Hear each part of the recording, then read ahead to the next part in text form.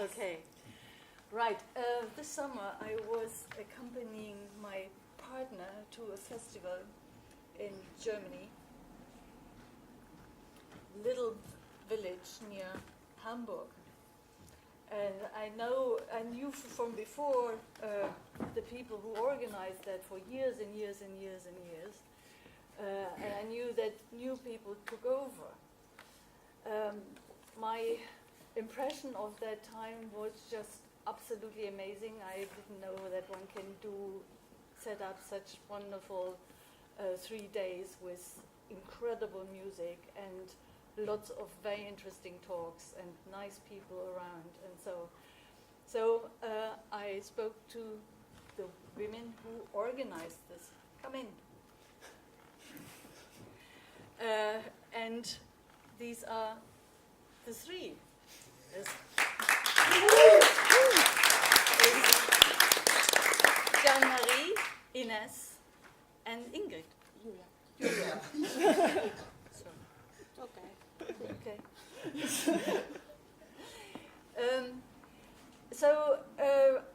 I thought it really deserves some attention to see how they do it, what motivates them, and also go a little bit into the past and see what was this festival all about? Why did it survive for such a long time? How does it attract such interesting people? So we organized that.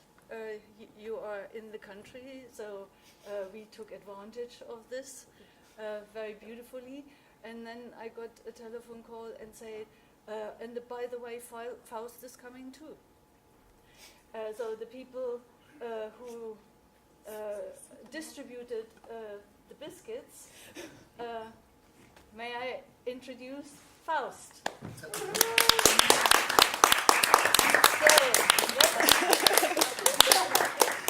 The legendary crowd rock group in our humble halls. Welcome, and it's really great. And anybody who wants to see them play, they are in the Otto. Tomorrow they are in Lewis, and then they are in London in the Tomorrow we have a day off. Oh, the okay. day after tomorrow and the day after tomorrow we're in Lewis, then in London, then Glasgow, Edinburgh. Yes, so they're touring. Touring the UK, and today they are with us.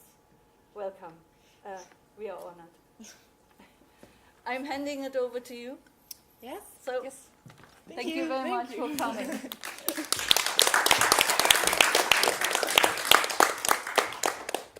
Yeah, so first we want to give back the thank you, of course, to Kirsten for trusting us and believing in us, and thinking that it's worth coming and listen to us talking about what we did.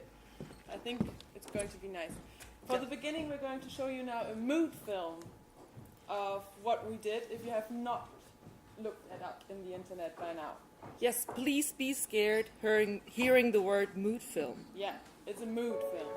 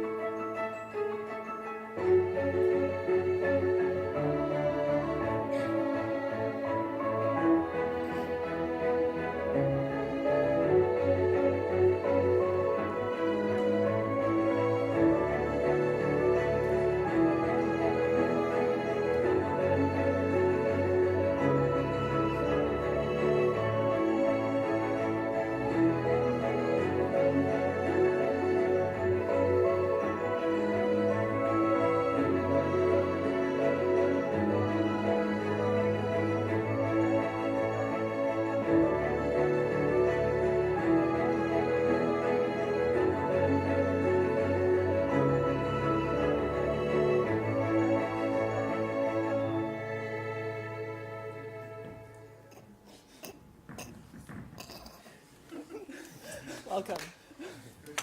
So we already said thank you to Kirsten, but thank you again. And because we did one talk already and we forgot to say our names, Kirsten did, but we do it again, so you don't be scared of us. It's Ines, Julia coming up from the back right now, and myself, I'm Jeanne-Marie. So, because for us it's very important that today we are going to present you something, and we're going to talk, of course, and we have now an intro, then some history, and then we're going to some making of ideas. But for us it's very important to talk with you. So whenever you have a question, whenever something pops up in your mind, please, we really mean it. Everybody's saying it in front of you, but we really mean it. We need something from you, and you should also take something from us as much as you can. Yes, don't be too polite. Front us. Yes. So we are a label and a networking agency. We are called AGF Spirit, and we are very closely connected to the association, an NPO, Avantgarde e.V. And so we're living on the countryside, and we're living with a lot of, no, not a lot, but 2 generations, right? We're living with 2 generations. One of them... Well, we could count myself as a third generation, maybe. Okay. But yeah, 2 generations, intergenerational living, which is great. Because you, like, if you get the chance to do it. Pulling out everything of people that might have more experience than you do, and also giving back a lot of energy for things they might not be able to do anymore. Like, here's something, again, somebody from another generation said, which we think is absolutely still. You're probably familiar with Rule 2 of John Cage's 10 Rules for Students at an art school. I can read it out loud. Pull everything out of your teacher. Pull everything out of your fellow students. So please, if you have any questions, ask, speak up, question us. Yeah. Yeah. Yes, Yeah. again, Great. important. So important. So important. So our headquarter, where also the happening took place, where we live all together, all of us in multiple generations, and also as the association, is based in a very small village, as Kirsten also mentioned. It's 600 people living there, and it's called Schiphorst. It's in the north of Germany. And for that we have a little video, this Yes. iPad, Ines. That's apart from our crowdfunding video, but then you get a little impression of winter time in our village. Oh, technology, I love it.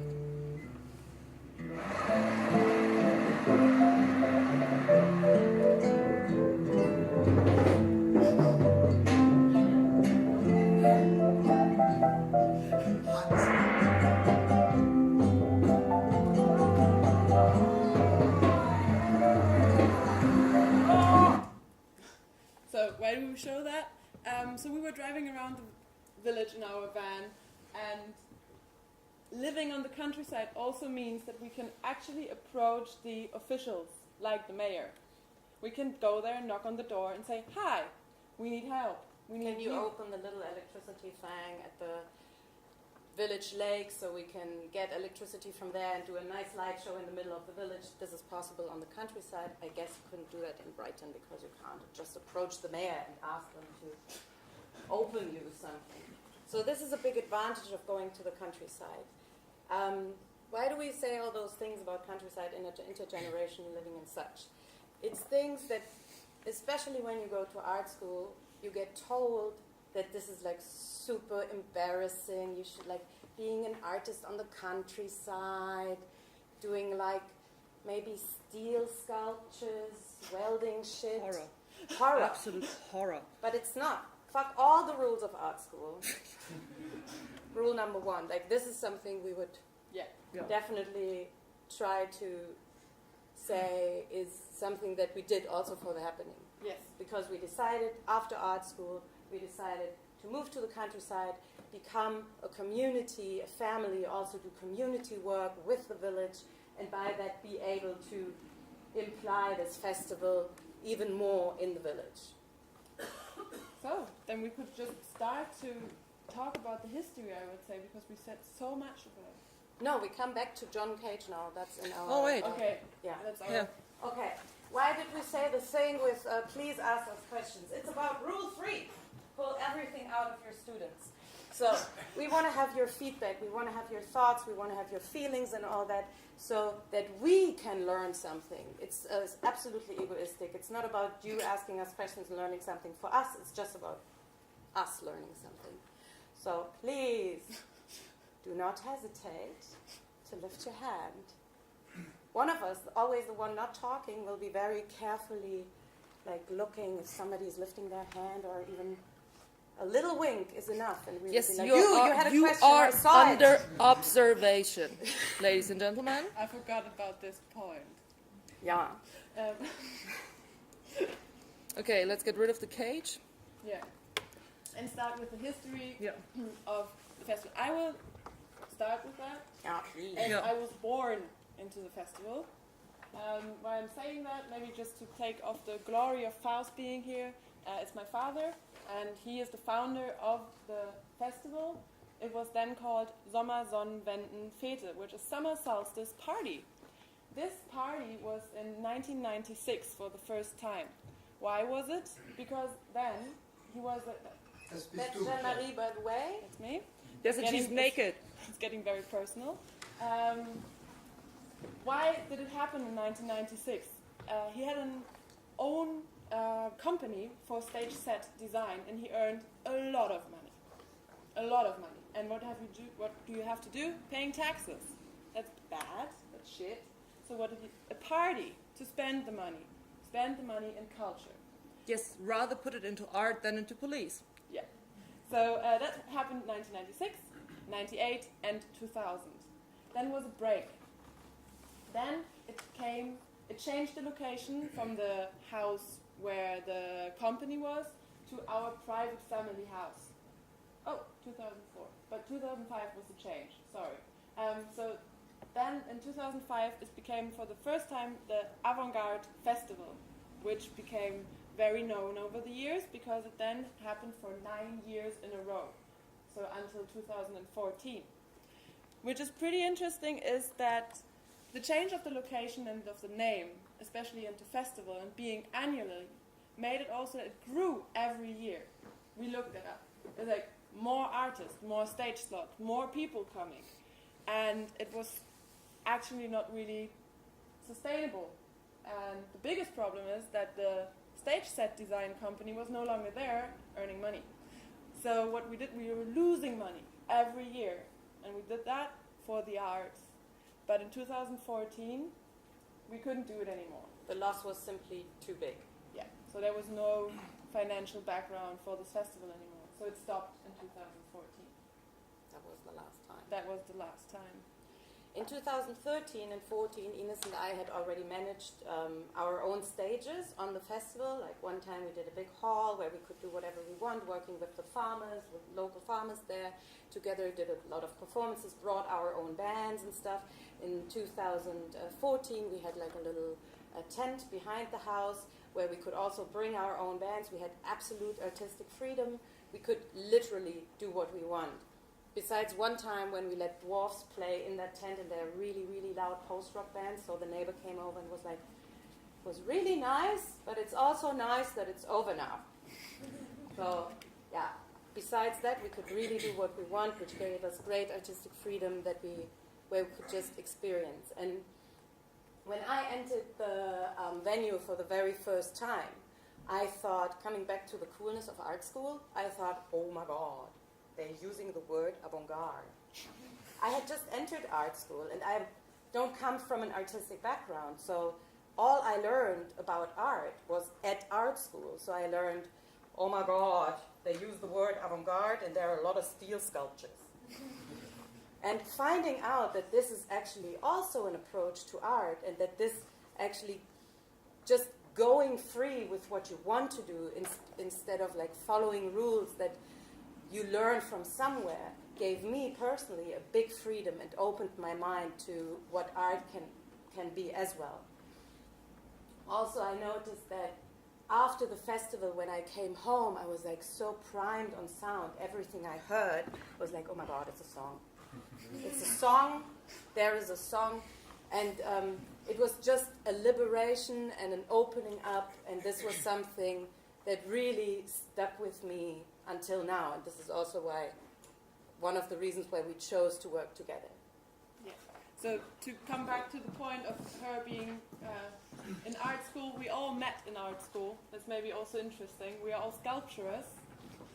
We're not coming necessarily from the field of music or experimental music, but that's what the festival was very long time known for, experimental music.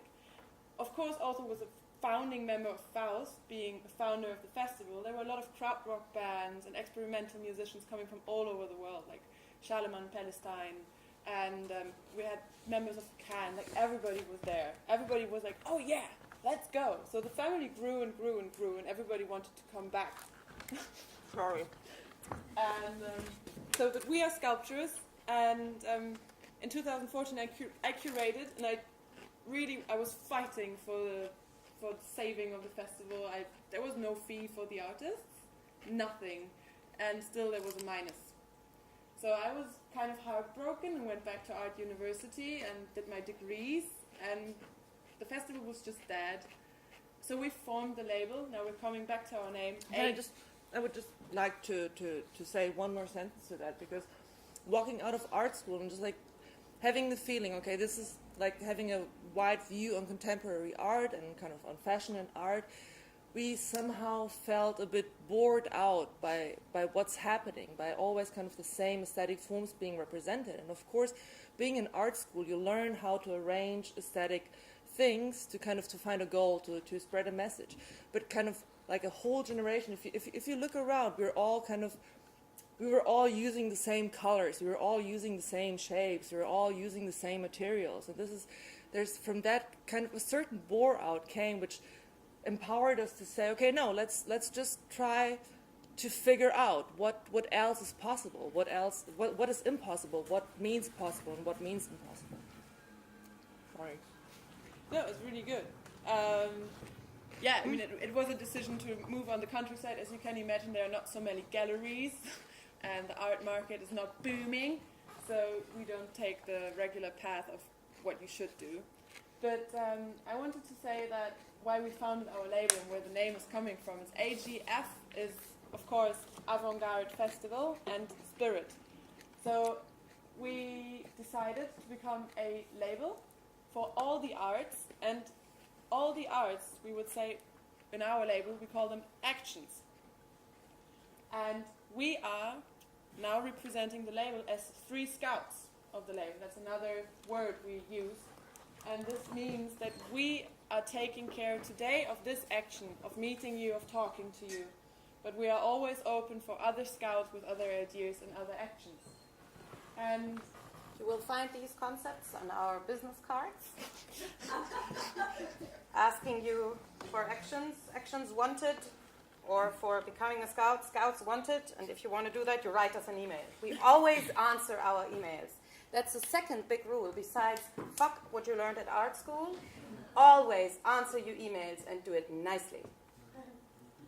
And in time. And in time.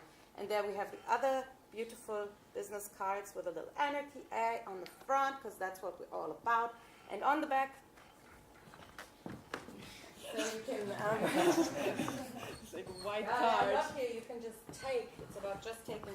And on the back we can fill in, like, I'm Scout Julia, and I want to ask you to join my action against the wall, and then I can put my contact here and give it to you right away. And you can become a scout just by taking this business card, fill in your name, invent an action, and write a contact, and you will be a member of AGF Spirit. Now I'm lost. That's good. Are we still in the history part? Mm-hmm. We are. Yes, we are. Where we met. May I ask how many scouts do you have so far? It always depends on the year. Like, it depends on how big the crew is. Last year, as we did the big happening, we were quite a lot of scouts, at least 20, 25.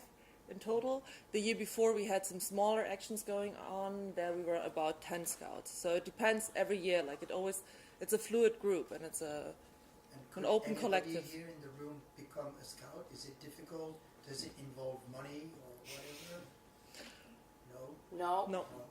The only rule is that scouts always help each other out. Yes. Yeah. And they can do this from afar. Yes, definitely. So that's a point about AGF Spirit, is that we are trying to work with the spirit from the festival, which we tried to find out over the last years until we staged the happening again. It's like, what do we want? What do we want to be different? And this spirit can be represented everywhere in the world. So everybody could write us and say, I want to be a scout, I don't know what to do. So that's what we say with label and networking agency. We are kind of the cross between everyone. We are trying just to connect and redistribute everything we can. So you can just write us and say, we would be interested in doing any action, and then you would be in the group, and we would just contact you and say, like, okay, we need you now. Are you free? We need you here or there or whatever. Yes, because what we can do as we live on the countryside and in the headquarters, what we can facilitate right now is space. So what we can definitely do is invite you over and say, okay, here's space literally to try out your ideas, and we can. And if we're into it, we will definitely try to do everything what we know and what we can to support those ideas. And we did a lot of, like in the set card section, if you ever want to check out our website, you will find all kinds of actions that we did also before the happening this year, trying to take apart the festival, finding out about the spirit. For example, we did a beautiful sleep-in performance where a band played the whole night through a live set. Integrating the sounds of the sleeping people. This is a bit, yeah, I know. I just tell while you're super scrolling. duper. Just tell them while you're scrolling. Yeah. We're scrolling too fast. Here we go. So we had a dinner with a lot of people, and afterwards we had a little session at the fireplace, and then we just lay down and let the band play. And they played from around 11 till 8. A normal sleeping time. It was harder than we thought to wake the people up. We thought, at 6 they will wake up anyways because nobody sleeps so well with that much music going on, but They were just sleeping until one musician came up to us and he was like, I can't anymore. They have to wake up now. They have to wake up. So we opened the doors and we let in fresh air, and then the people slowly woke up. And then we had a beautiful breakfast together, and that was the end of the event. And this is where we found out how important the sleeping is in a festival. Like, you have to find a place where you're cozy, you have to feel warm, you have to feel welcomed, you have to find your little bed. Like, never let a person think they don't have a bed for the night. They will freak out. Like, if you ever worked in hospitality business, you know about that. On a reception desk in a hotel, never say to a person, I don't know where you're sleeping tonight. You can't do that. People need to be nurtured for sleeping, and this is what this performance was about, or this action was about how to build a space where people feel welcome, where people can sleep, where people feel like comforted and everything. And at the same time, listen to music. So this is one example for many actions that we did in the past before deciding for the festival. But we also have just to open up the field that we are not just representing experimental music, even though we are now invited again to a music department, more or less. We also have a gallery for visual arts, not only visual arts, but we have a gallery space where we do show all the arts, fine art section. Then we have not yet a recording studio, but we have a music studio and quite good PAs, so musicians are always welcome. And as we said, we have space, so everybody who's working just with the body is always welcome. Yeah. So the end of 2016, we did an action that was integrating the village. It was about the village does a light fest every year where the little kids go with their little lanterns through the dark. So we tried to take part in that and did a light dragon with them. I guess there will be a picture of it. No, we don't have a head card. Oh, no. No. Too bad. Yeah, there was grabber. Do you call them like that? The things that Bagger? that go into earth. What do you call Digger. that? A digger, and we kind of dressed him up, dressed it up as a dragon with like glowing eyes and stuff, and the kids loved it. And those guys back there, or some of those guys back there, did a samba band, which was very unusual for an event like that. Normally, it's like a Blaskapelle, Marching band? like a marching band going like really slow, because mostly you only get the old people. So we had this great samba band, and suddenly there was something going on in the city. And afterwards, a guy came up to us at the fireplace, and he was like, "Okay, guys, if you don't do, like a guy from the village, if you don't do the festival next year again, it's dead." And we were like, "Oh my God." Guy from the village saying that. And that's direct. That was Direct. in our face. He was like, "Hi there, if you don't do it next year, it's dead." We're like, "Oh, so you like the festival? We always thought the village was kind of like, it's a very loud thing for 3 days, like right next to you." And he was like, "Yeah, I don't like the music that much. It's really weird music, but man, your sausages."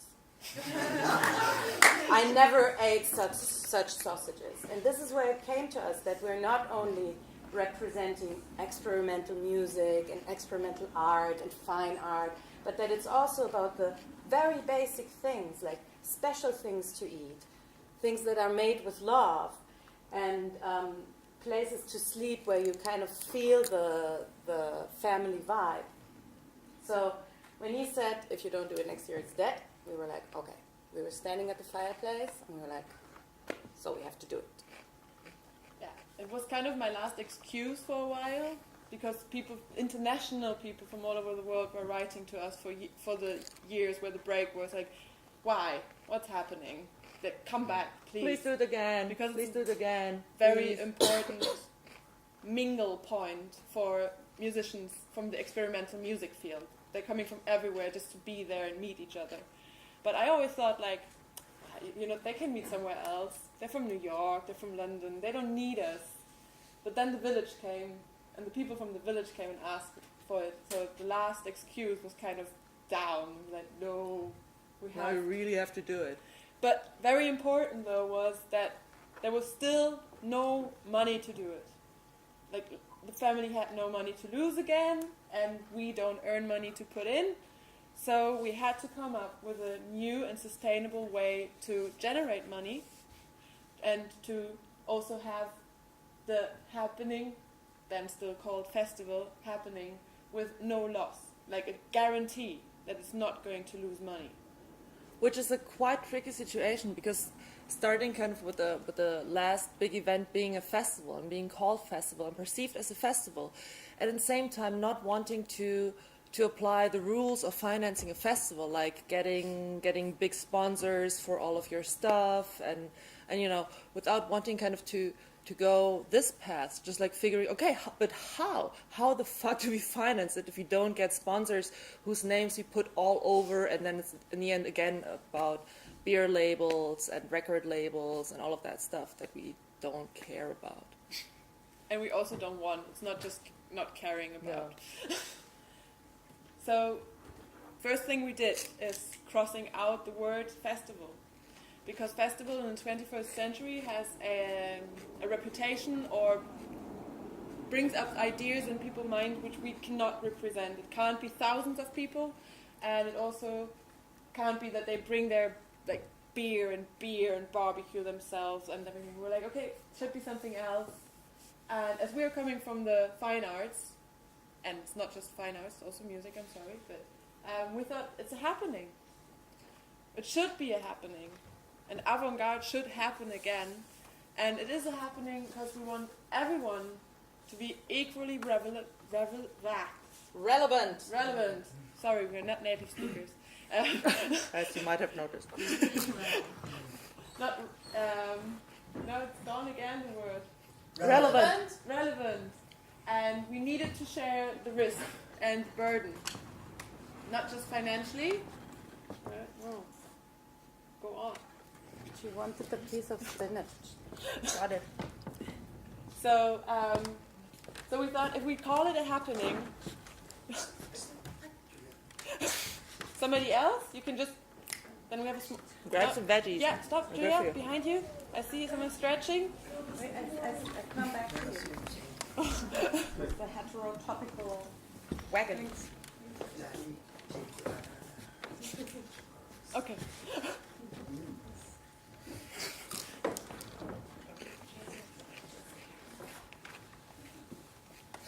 Well, I'd like to ask a question to the audience.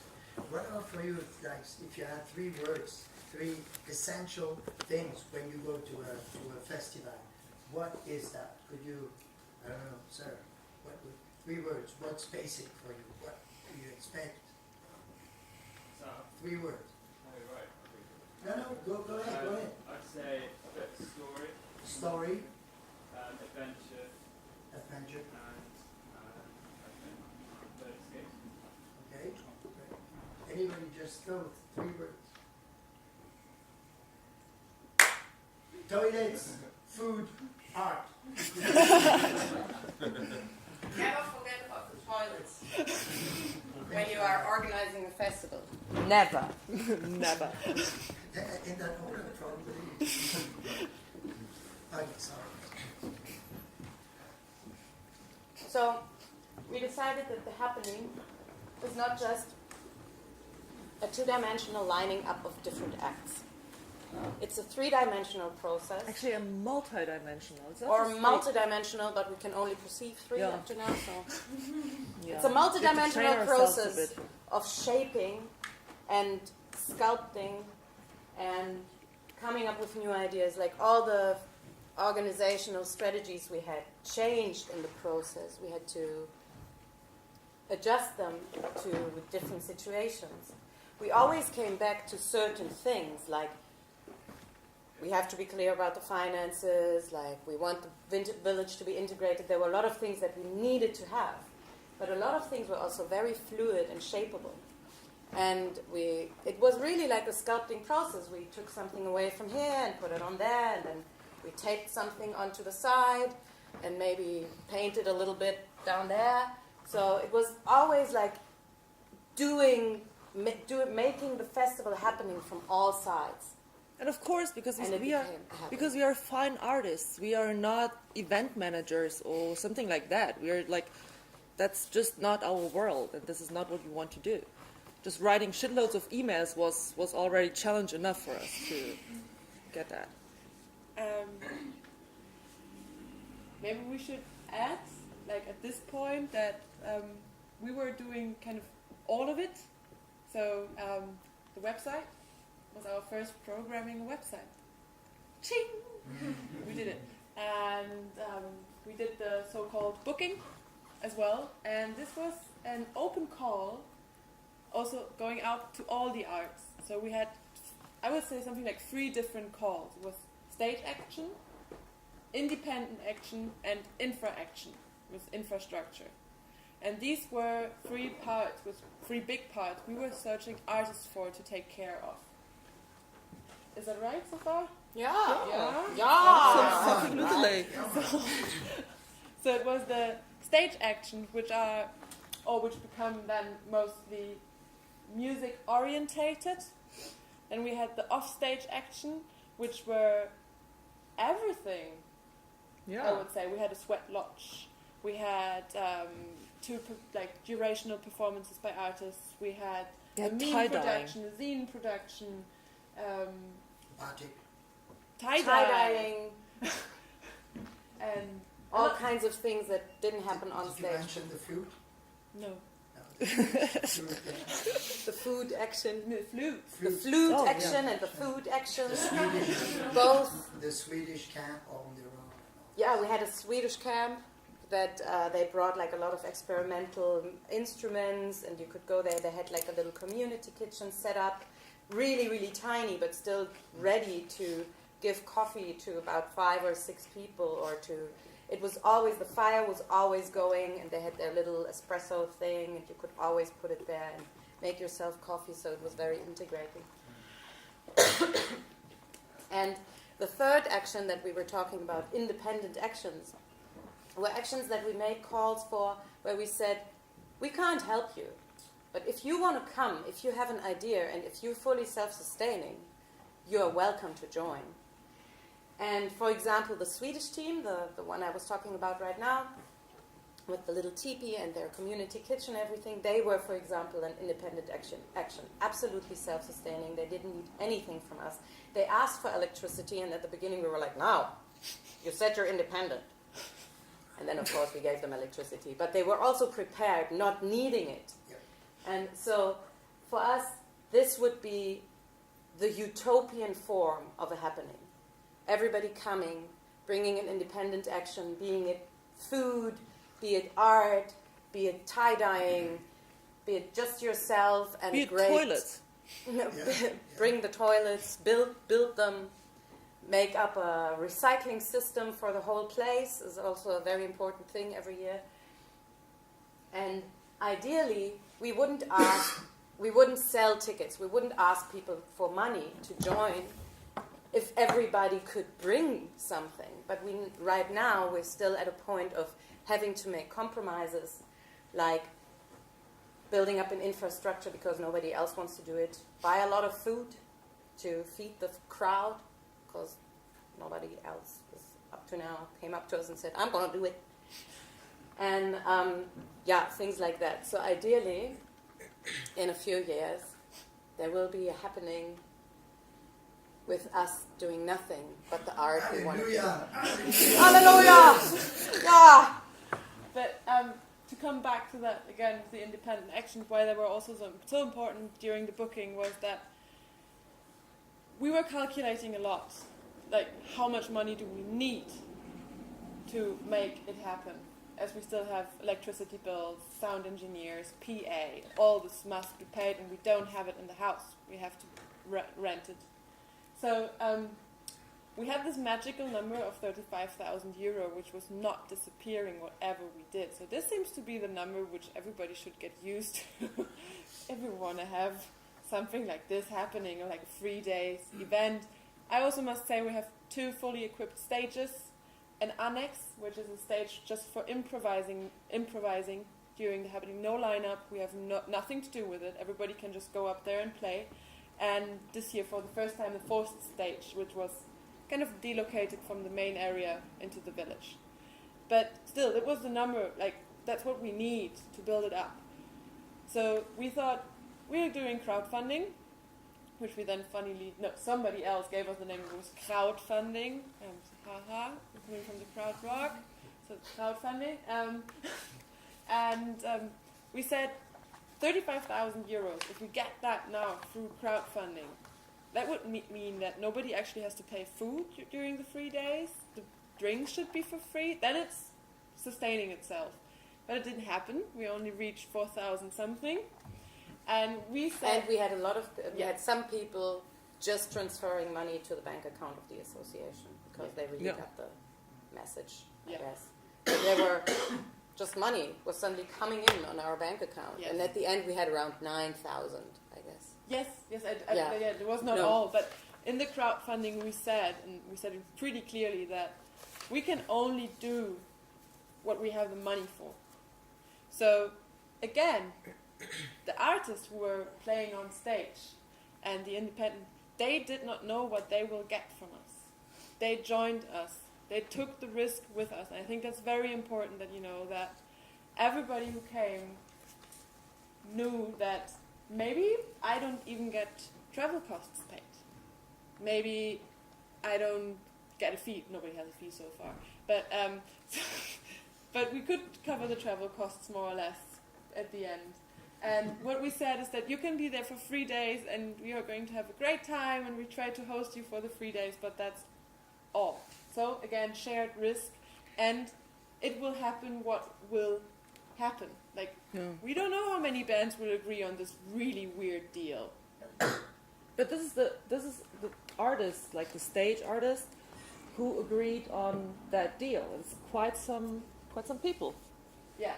And here you can see us doing things analog. That was always a very important thing, coming back to an analog process where we tried to do everything in Excel sheets, we tried to do everything with Google Docs, we tried to do everything on the computer. It's soul At the end, crushing. we just wrote names on little pieces of paper, and then we glued them to the wall, and then we found out that's still not flexible enough, so we got them all down again and got on the floor, and we were like pushing them around to find out about the actual lining up of the bands. And maybe we say one thing about, in general, because there was a process of how we found the artists. Yeah, that's No. the next thing I want to Oh, get okay, rid of. cool. Then Yeah. perfect. So at first we had this open call. Come and join, come and join. Also out of fear, I want to add, because we thought nobody would do this weird deal. So Exactly. So we had an open call, and we thought whoever wants to come, whoever is willing to agree to this absolutely weird deal, they can play. So at the beginning, we had 3 Swedish psychedelic rock bands who were like, "Yay, we're coming!" We're like, "Okay." And after a while, like, what was really at the beginning, we thought we're not taking any band or any act that is not applying from themselves or answering to our call. But the problem was that there was not one single person that is not considered a cis male person that applied. Like, no woman, no queer people, nobody. It was only male people applying to us via the call.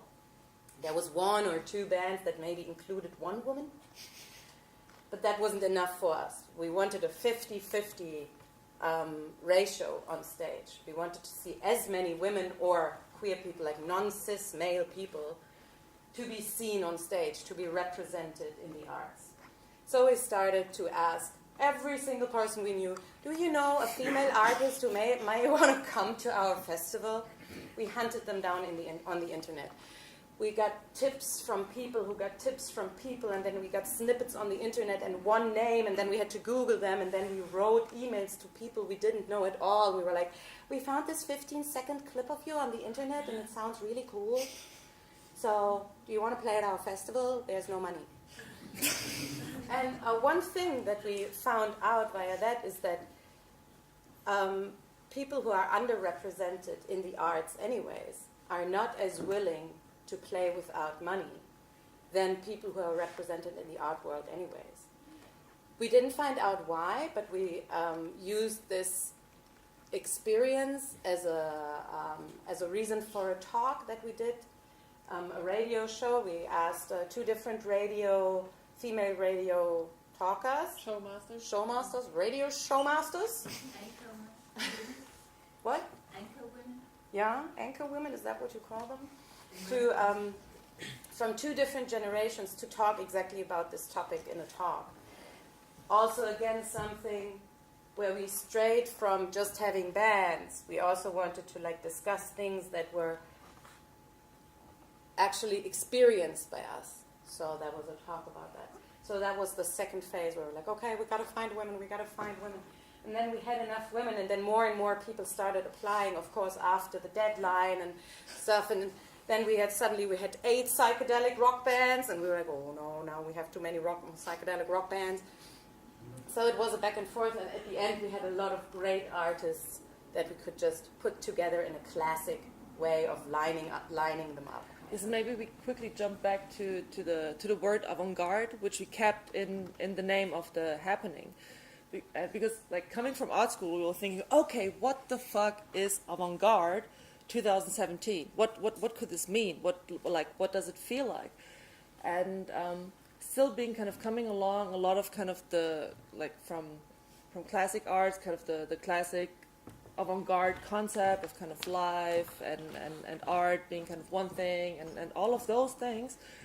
We were like, okay, what is it? And then we thought, okay, maybe we can find out via diversity. Maybe we're at a point where we can because how to represent it in a linear booking, in some kind of linear booking. So we actually put it on so we decided for us it's diversity and this way we created the lineup as well, shuffling the things around to have diverse moments where putting the bands in an order where kind of suddenly like a space would open up between kind of two concepts of art or of music or of sound in general, and just like having those kind of moments of in between and of irritation. We hope that kind of the question of avant-garde would discuss itself within the happening. Everybody confused now? Yes. Great. Perfect. Perfect. And this opening up of things, diversity, what was I going to say? Yes. Diversity was a lot also coming back to what I said before, that the one guy said, I don't like the music, but also when we chose the artists or the artist chose us, it wasn't about what do I like to listen to or what do I find appealing. It was always about how do I nurture the wholeness, the whole experience of all of us. Like, maybe I don't want to listen to this music or that music, but I think it's a great thing to have it, like, to have psychedelic rock in the morning. That's, for example, a thing we chose. That's a psychedelic rock band is a very good thing to listen to when you're waking up, having your coffee. So this was one thing what we tried to open up is that it's not about personal taste, but it's about the experience. And for the experience, it doesn't really matter if you like it or not. Neither personal taste nor definition. We just ignore that. Like maybe you already like realize that we are just like shoveling around words, using them sometimes in appropriate manners, sometimes in not appropriate manners. But this exactly is as well part of the process of kind of this search of whatever. One thing I would... So how did this relate to avant-garde? So did you kind of still have this experimental thing? Yes, in the program? I would say first thing, we do not refer avant-garde as avant-garde, this term coming out of music, like Stockhausen, first thing. More avant-garde as it used in the fine arts, where avant-garde movements can still pop up. It's not named by now any, but it's like Dada, Fluxus, Situationisten, there are many of them, and also like very diverse. What we always say is avant-garde is no longer any specific music. I'm sorry, I think it's over. Avant-garde is dead. But it can be found in the in-between. We can make avant-garde human. We can act and start acting avant-gardistic. And that would mean for me like that in this lineup it was so important who is playing at what time and what will happen afterwards, and then we had the sweat lodge where you should go and then you could enjoy yourself there, and then there was this visual input, and we just wanted, as Julia said, people to open up and to get rid of the rules, and I think that's again what will bring up an avant-garde. We have to start getting rid of it. Exactly what it means.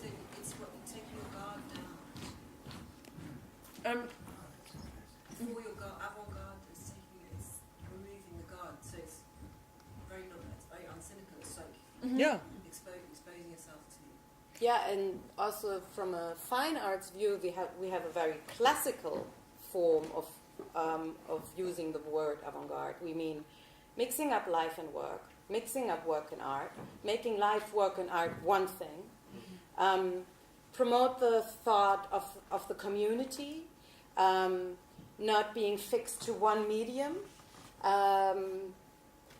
seeing everything as a social sculpture, like in the very classical sense of Beuys. So there you could say we have a very classic and uncynical view or perspective on what avant-garde is and what we want to promote and live. Or a set of tools, maybe. Or a set of tools, yeah.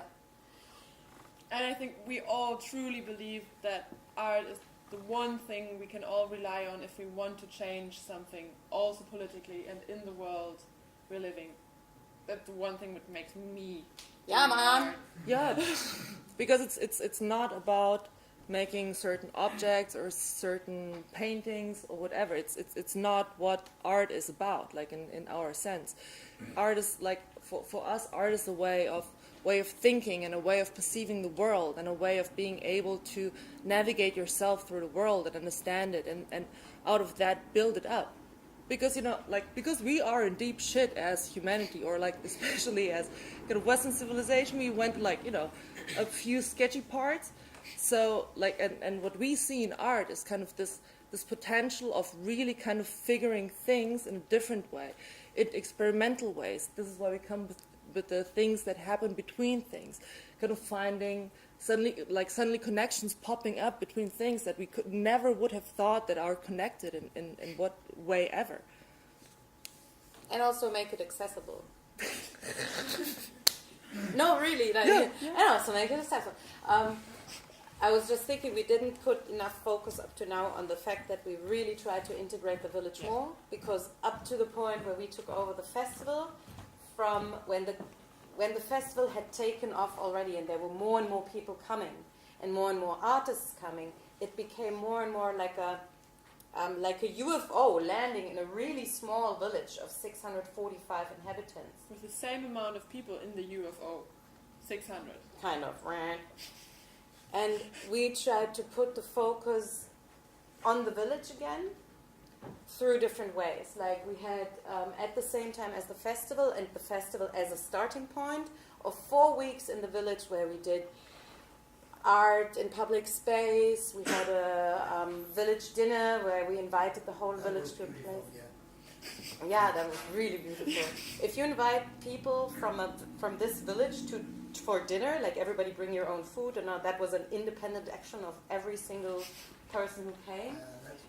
Yeah, that's the fire brigade putting up the banner for those 4 weeks, and we painted the thing with the kids together and stuff. So we really tried to work with the people there for those 4 weeks, and then we found out that a neighbor of ours had built up a little venue in his attic, and nobody knew about it. Nobody in the village knew about it. And when we found out and saw the venue, we were like, oh my God, that's the best venue. You just have to come and see Albertorium. It's not explainable. What this guy did to his attic is not explainable. It's like, that's true art. It's so amazing. So we were like, Albert, that's the guy who built up this thing. You have to be part of the festival. We want to have a stage at your venue. So we took, because it's a very small venue, it's like 40 people can fit in there. That's the Albertorium. Yeah, man, he drew his own logo. Yeah, that's his logo, and Albert did it himself.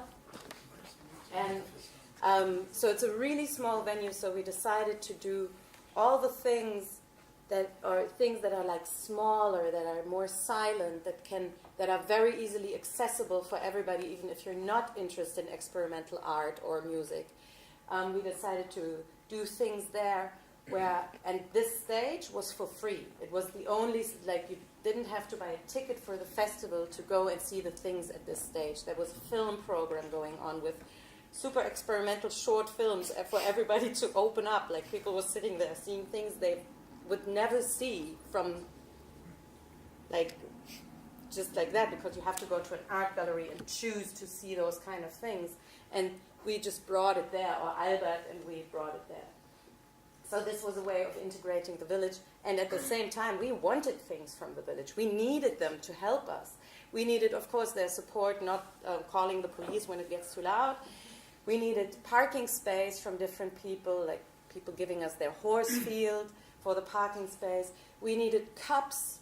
We went around in the village and asked for spare mugs because we didn't want to use plastic cups, but we didn't have the money to buy a lot of mugs, so we just went around in the village and asked, do you have some spare mugs you don't need?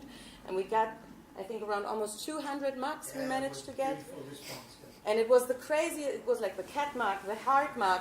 So everybody, our concept was that everybody choosing a mug that you really like, you will be more likely to clean it up yourself and to choose it the next day again. Or to remember which mug you have, because with those guys, you don't remember which one you had. So you will always take a new one because you don't know who drank out of it. But if you have your heart mug, then you're like, oh, there's my heart mug. I'm going to go have another coffee. So this was, and we had wonderful collaborations between village people and artists who gave, the village people gave sleeping space for the artists. And we had beautiful collaborations. The people playing at the Albertorium were cooking jam with their host in their house, and they like exchanged jam recipes. From Japan from- to Northern Germany. Sorry, I'm not that nationalist, but it's a really long distance. These people flew in and they were cooking jam together. Like, oh my god, yes. And they didn't speak each other's languages, like both parties didn't know English that well. So there was this Japanese speaking couple, and Rita, who only speaks German, and they were cooking jam together. They were getting along really well, and this is what we wish for the future, that we kind of have those hosts who maybe host artists that then become their friends, and they will be like, I want to be that host again, I want to have that artist again. And yeah, so this is for a future plan that we have to make like real how do you say, like exchange artists in our village. Kind of. Yeah. Like exchange students maybe. And we stayed in a house where we were served champagne for breakfast, and Jesus. Sylvia, yeah, Sylvia. It's a gold star host. Yeah. Really. Such a great person. I was the whole time like, what's going on? So, yeah, really, really beautiful, and they got so involved in all this. I hope I won't steal one of your words or something, but Kirsten's partner, that's Chris Cutler, maybe you know him as a drummer from Henry Cow. I asked him, say a couple words about the festival, and he found this genial description, 3 days of utopia. And when you are there, that's the way it feels. It seems you change world, you change relationship with the next people you're with. You do things that you've never done before, things like this. So it's really 3 days of utopia. And people tend to arrive before and leave after. I hope I didn't steal No, that. not at all. not at all. On the contrary. We could tell you a lot more things, and we're a little excited, we mix up all the topics, and we're like, la la la la, and this and that and that. Yeah. But exactly. at the beginning we said, hey, it's super important that you ask us questions, and now we keep on talking. There was one. Yeah. I just wondered if there's been, I've obviously been running it for a number of years, and it's obviously a real idealised thing. Have you had people wanting to do it in other countries outside Germany or the cities, as you know, the idea of mirroring this sort of idealised sort of thing doing elsewhere? Are people kind of, oh, we'll do it, we'll try it here, we'll try it there? Funnily, we had one application to our scout team, so to our helping hands for the festival, who is from the Canary Islands, originally from the Philippines, and he wrote us and was like, "You're back! Thank you, because I wanted to come in 2014, but you weren't, like, I had no time, but friends told me." And from the day on, he only heard about the festival. He tried to have similar things happening in the Canary Islands. But we are always open to little avant-garde is happening satellites everywhere. Yeah, but so far, I don't know for many others, but I'm pretty sure, I mean, there's another festival in Norway which is closely connected to us, which is the Nordutgang Festival, and I think they are always with us, and they love us, and we love them. So I think some of the spirit may have wanted up to Norway, but I was never there. So, not with a guarantee. Have you captured all the ways that you've done it, all the processes, and sort of, so it's almost like a pack, you know, a festival pack that you almost put together. It's on there on the website. People go, oh wow, all the ways that you've actually managed to piece it together and make the festival. No, we work. made it all up as we went. We Yeah, didn't have there's a no clue when we franchise. started. Like of course, we were lucky enough to live with people who had done it before, so we could always come to them and be like, I don't know, what's the next step? I mean, 15 years ago or 20 years ago, we were at the same point where you were 2014 or 2016. We didn't have any idea. We just had the thought, you know, let's not give the money to the States, let's spend it on art, but we didn't know how to do it. But I think it's something that's in the air. You know, I wouldn't claim we wouldn't claim to be the one to have discovered this kind of festival. If you look around, you'll see growingly as a reaction to the mega big festival. where there is no humanity. It's just about consumption and presenting big names and things like this. Now you will see as a reaction to that, and we certainly they are a very active part of this. There is a Gegenreaktion of smaller festival, but with a huge idealistic power and a human contact. So. And they are also in Britain. We live near Deal, and we have a little festival every year, 3 days in a field, and it's growing. And they are all also completely idealistic. And like this is like if I would define a certain like a utopia or an artistic utopia or something like that, would be actually kind of a world where kind of a lot of kind of this type of actions pop up, or like there are a lot of projects that have the potential to just like pop actions and to connect those actions and to facilitate artists traveling around the world, ideas traveling around the world, resources traveling around the world, like literally finding a way and building up kind of a structure that can allow us to produce art, which does not function like the circumstances under which we produce art now, which are kind of very narrow and very, you know, and I think the only way to subvert that is literally like everybody who has the impulse to create something that is like, even if it's slightly apart kind of the thing that we all know and that we are all educated in, like whatever little change it makes, just like a lot of experiments, and then something will grow out of that, and then something will happen which will blow all of our minds. Hopefully. And I must also say that, of course, writing down, we did now a little bit to come here to talk to you, but it's also something pretty dangerous in the counterculture to write your things down. Also, it's very nice and also idealistic to share it. I would prefer to travel the world and meet with everybody who wants to hear my story than writing it down, putting it on the internet, and then any manager can grab it and use it again. Like they always do with the counterculture. They just take it and use it against us. Yeah, cut it down to make it consumable, and then the jab. minute you pop up, this is what they want. They want your ideas, and they want you. Yeah. And they will use it not for what we want it to be used. So that's why I'm always like, we just joked about it, I think, yesterday. Oh, maybe one day we will write a book. But maybe we shouldn't. I just realized. Well, it depends on what the book is about. Yeah, okay. Yeah, please ask now. We just decided, like in a little side talk we had, we just decided one cookie per to question. not talk so much anymore, but ask you to please ask us things you want to know, you find interesting to know, maybe. You're confused about. Did people just like stay in other people's houses then and stuff? In the village, or was it? Sadly, we don't have enough. Maybe do you have the pictures of the house? So like kind of visualizing what the house is. But we don't have enough hosts yet in the village to host also guests. Except for like guests traveling with artists. So that's the backyard. Fireplace. Yeah, in this triangle-shaped building, like on these are the two stages. Yeah, like on so top floor.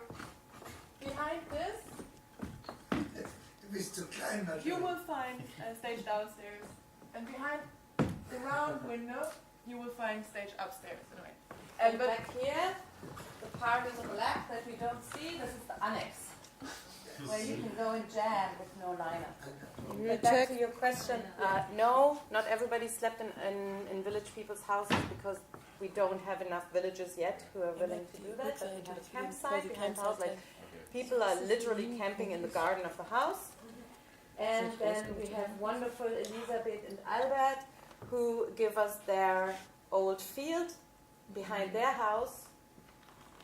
That was also the lady who came up to us and was like, that was really loud and really nice, and it's also nice that it's over now. They always give us a part of their field to make people camp there too. So this is the camping part, and then we have some dormitories inside for people who, for example, have hay fever, have back problems, have whatever kind of problems. And We are looking now for pictures of the house. Sorry. Yeah, and we simply slept in the studio. Yeah. Yes, Yeah, we slept on the floor. We slept on the floor, like did most scouts. Like most Yeah. scouts, Yeah. besides the one beyond 50, they are allowed not on the floor. But before 50, you would need to sleep on the floor. Are you looking for Elisabeth? There she There's There she Elisabeth. is. Yeah, hello. This Wo ist lady die? here. Also, ja, genau, Elisabeth. So this Kannst du lady die gives Geschichte us- von den Gülerpott erzählen? Das ist auch eine schöne Symbiose. Yeah, this Big shit This thing? shit tank. big shit tank. Oop. And Sorry. there was, for example, that's a wonderful example for an independent action because a graffiti artist asked us, hey, I was at your festival once and I saw this old pig shit tank and I want to come and I want to paint it. And we were like, oh, yeah, come, okay, cool, come. And he literally did everything himself. Like, he mowed the lawn around the thing. But, you know, at least he tried. Broke the lawn mower. But, man, he tried. He organized all his colors. And then he just did it. He talked to Albert and Elisabeth if it's okay for them. And no. So... Now it looks different. Now it looks different. Now Oh, there no. is a... Fuck. Sorry. No. You have a picture of that? Yeah. Yeah. I thought that Oh. was one. No. Yeah. So any other questions while she's looking for yes? How much of your final lineup was people that you actually wanted to get, and how much of it was people that wanted to play? Like, what kind of ratio was it? Was it mostly, and did your own music taste come into it, or did you did you want to put on people that just you really liked, or was it more of like a diplomacy with like everyone wanted to book a certain person, or I don't know. There's like three questions in that movie. No. It's It's interesting. very good. Sorry, no. So first, there's not a single thing I think I decided by myself, and none of us did.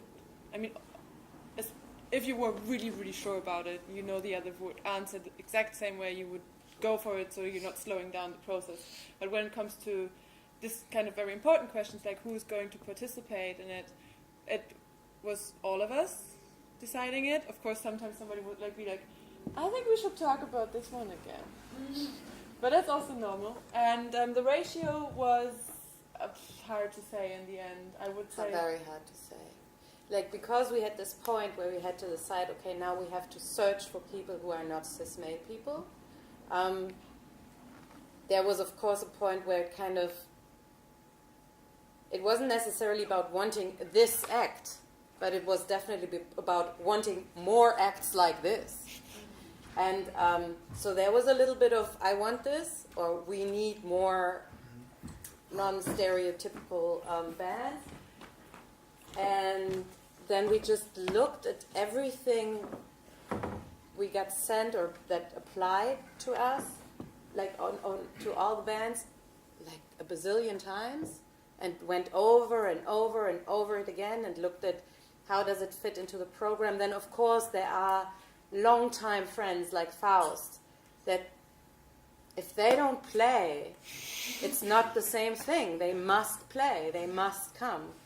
And then this is just a thing that is clear to us, and of course we will ask them, because without them it's not the same thing. And then there are old, long-time friends who just every year say, of course we're going to come again and play for free. And we're like, okay, yeah. So this is where it's maybe not about a musical taste, but it's definitely about a personal taste, like liking the people that come. and also knowing that they understand the spirit and they will promote it. So it's also, as we're living with more generations, it's also important to have people who know the festival already on point with us at the space, not just new people. So it's like they can teach them, you know what, you should wash your cup by yourself. Really? So we don't have it. Like, it was really nice. And when it comes to music taste, I felt really represented by the music. Definitely. There was a lot of music I really liked. We were trying to get some bands which did not agree on our terms. I mean, some don't even answer to us. Like, we have to write booking agencies, and they will not answer. Then we send Jeanne-Marie in and say, like, could you write them an email and say your files? And it works magically. Yeah. How many groups did you have in the Aura? So how many groups were applying, or you had, and how many groups did you take from all that? We tried to calculate yesterday exactly this, and we think a third to the half of the bands who were either applying or we wanted to have or somebody else wanted to have at the end played, like between a third and the half. Yeah. We can't say exactly. How many would this be? I think we had 80 acts. Stage slots, yeah. 80 people. Yeah, sorry. Yeah. Oh God, And 80 acts. How many? We had around 25 acts, I think. How many stage slots did we have? Around 25. Yeah. At the beginning we had 2.3 people per act when we were still calculating shit.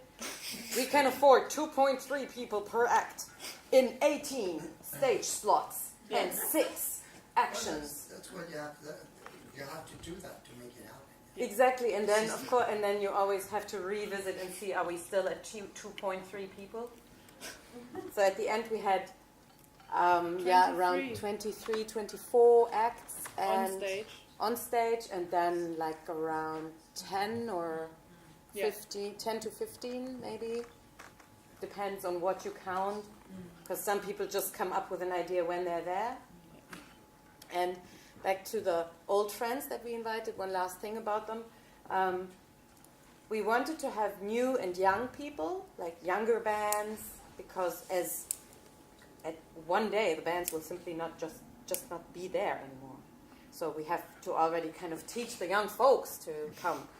And but at the same time we needed the old crew, because they knew what was happening and because they knew that it was all based on improvisation, because they know how it is to go into the annex and just improvise with 7 other people. And we noticed in looking at the different bands that applied or that we had a look at, that the young bands often play a very strict set and are not that willing to improvise and to stray from their path, maybe because they're still not that experienced and not as open as people who have been on stage for 25 or 40 years. So this is where we also, again, thought about intergenerational, mixing up everything so that everybody can pull out what they need. Yeah? Well, I once came into your organizational room, and there was this huge spreadsheet where I said, oh my God, what an operation that is. So that was a moment I thought, this kind of festival, and then this kind of organization, how does this come together? I think we have a picture for you from this, from the to-do.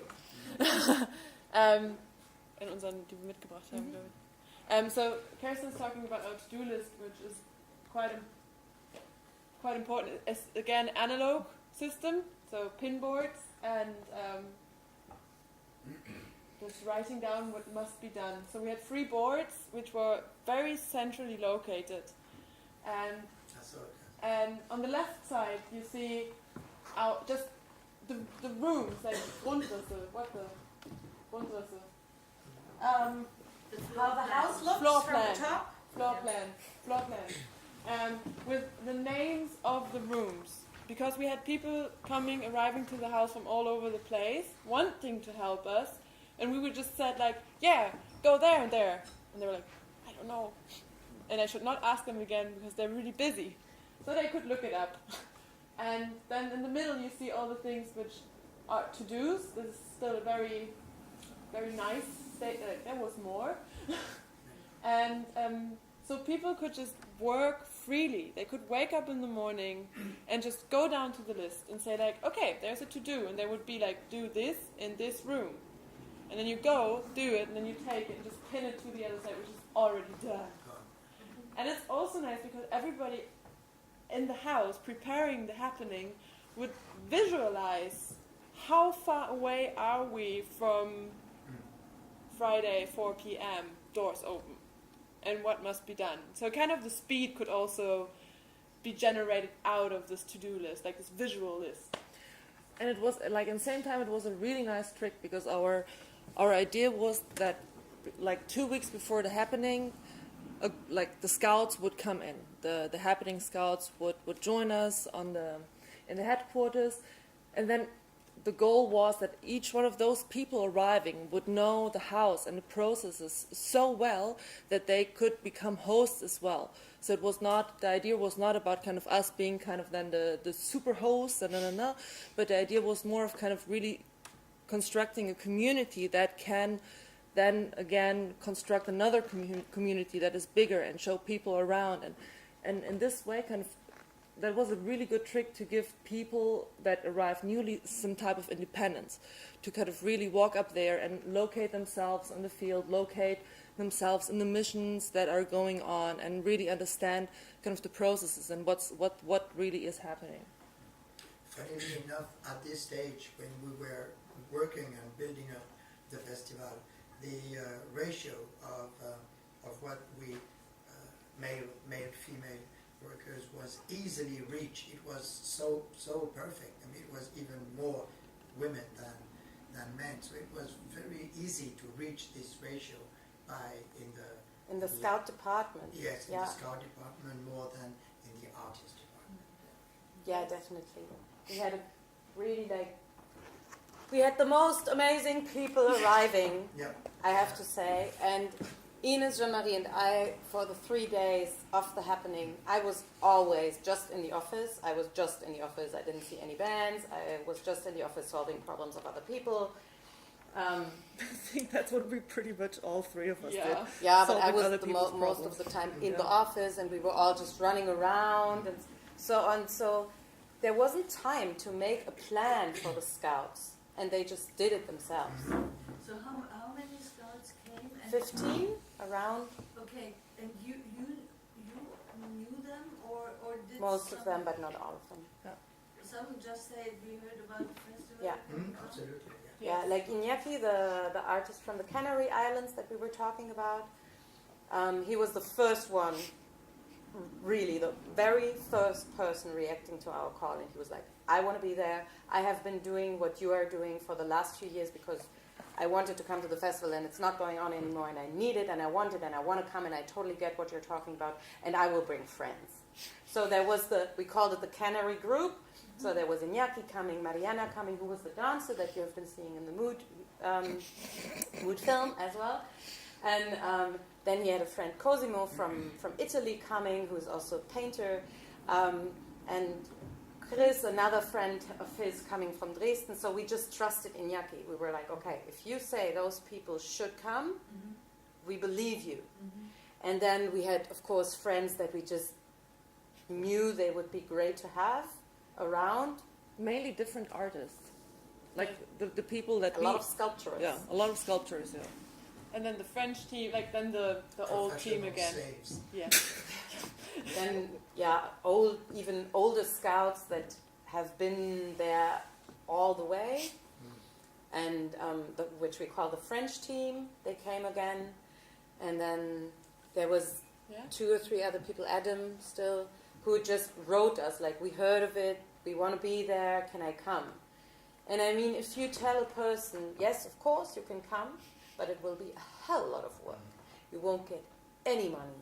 The only thing we can give you is a family vibe and good food. And for the 3 days, we're not even sure if we have a bed for you. You might be sleeping on the floor. And if people agree to those conditions, you can be pretty sure that they're super engaged, that they know what they're doing, what they're getting into, so that you know that you can trust them if they. Would they be able to see now and then a gig? Yeah, of course. Yeah. We had Well, the system. That is a real big drawing point then. No? You say, okay, you have to help. We can't guarantee that you will see each gig, but Yeah, but if you calculate, for example, the entrance for the festival was 90 euros, and if you calculate 2 weeks of work, like 12 hours a day, no weekends, that's worth more than those 90 euros. So they could have easily said, nah, I'm just going to pay the 90 euros that I made with my bartender job.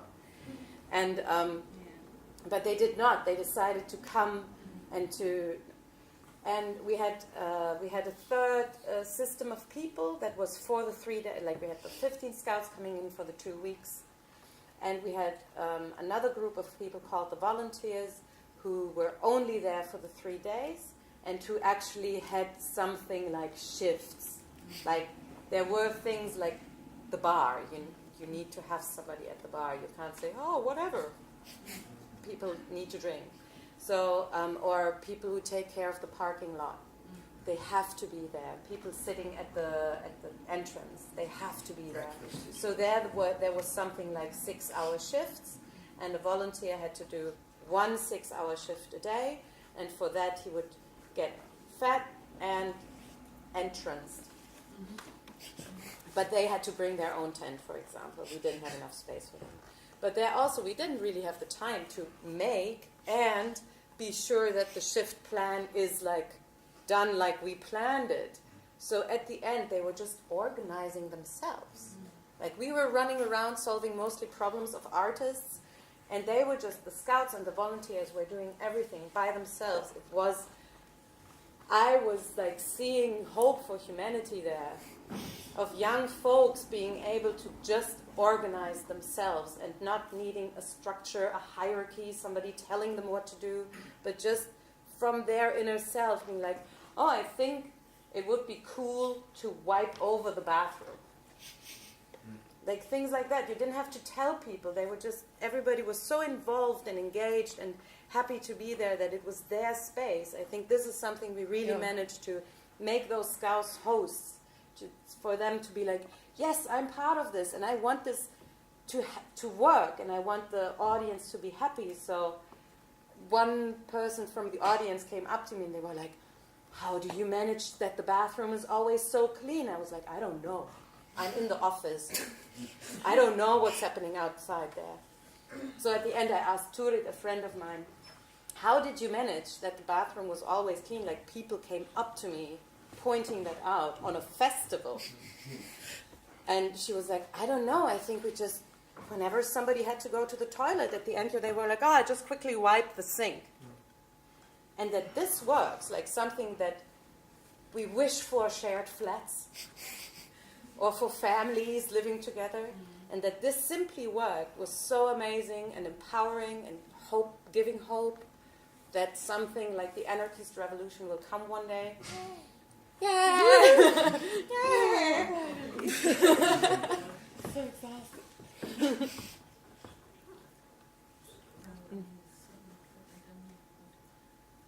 It's 7 now. Oh, okay. I know, time flies, no? Any urgent question? Urgent question, or if you want to do more, or we should have a break, or whatever.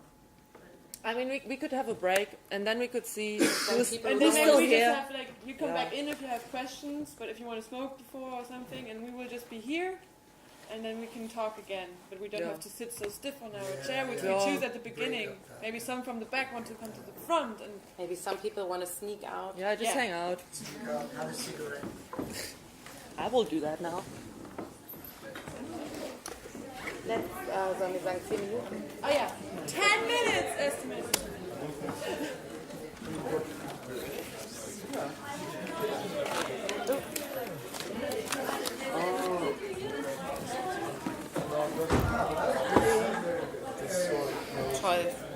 Toll.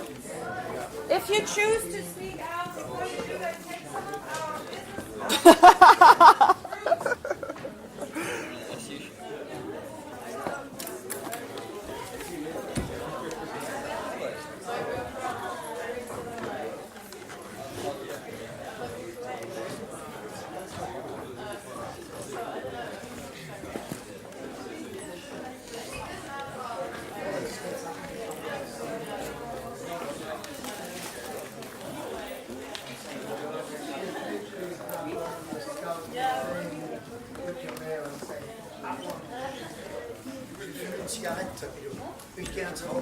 Ich gehe auch einfach.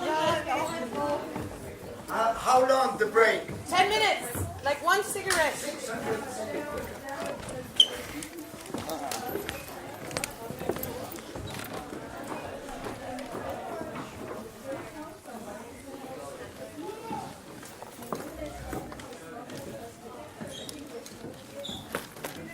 Schön macht ihr das, Julia. Selber schön nach dir.